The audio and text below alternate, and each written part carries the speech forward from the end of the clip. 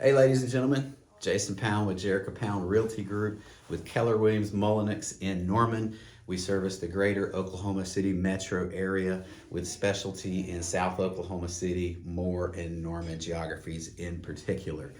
We recently looked at a study of the top 50 questions that buyers are asking of their real estate agents. And the number one question that was asked is, when is the best time of year to buy a house? I like to answer that with a funny little cliche. When's the best time to plant a tree? And the correct answer is 50 years ago.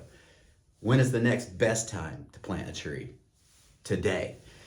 Because I'm an ex-banker and because I played in the stock market, I view the real estate market much the same way that I view the stock market. And in the stock market, you run across two types of investors. There's the one who is trying to time the market so that they catch it at the absolute lowest time and they buy, and then they watch the market and they time it till it hits its absolute high before it starts to fall back down, and then they sell and they maximize their profits. It's the same thing in real estate. There are people who are trying to time the market.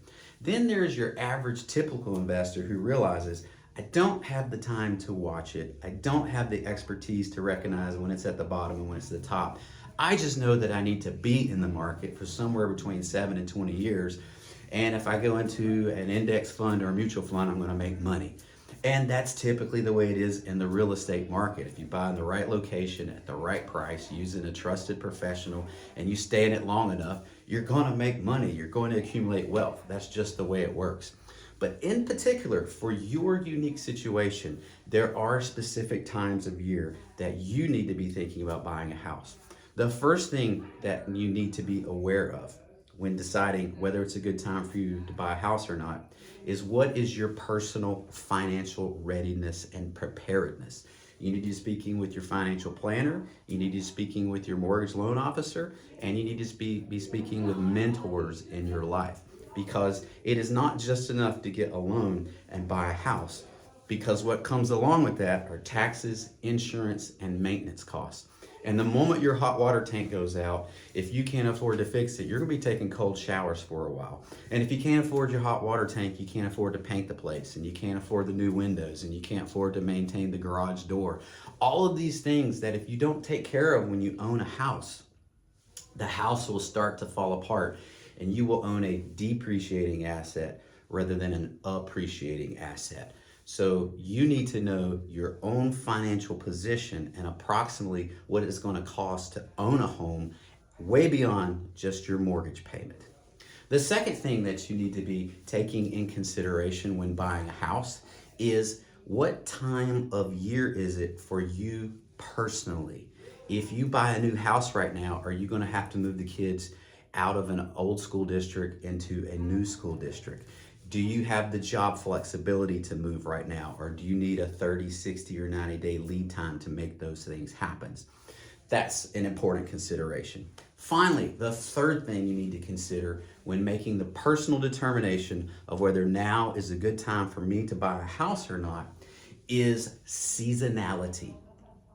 So you need to figure out, do I want to buy in a season where I have the maximum options of homes to choose from, but I also have the maximum amount of competition? Or do I want to buy in a season in which there will not be as many homes for sale, but there also won't be as many buyers that I have to compete against?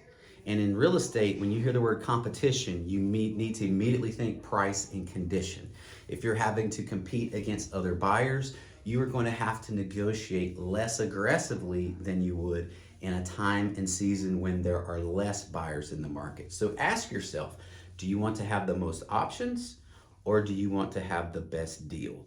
And everybody thinks about this differently. Think about going out and buying a car.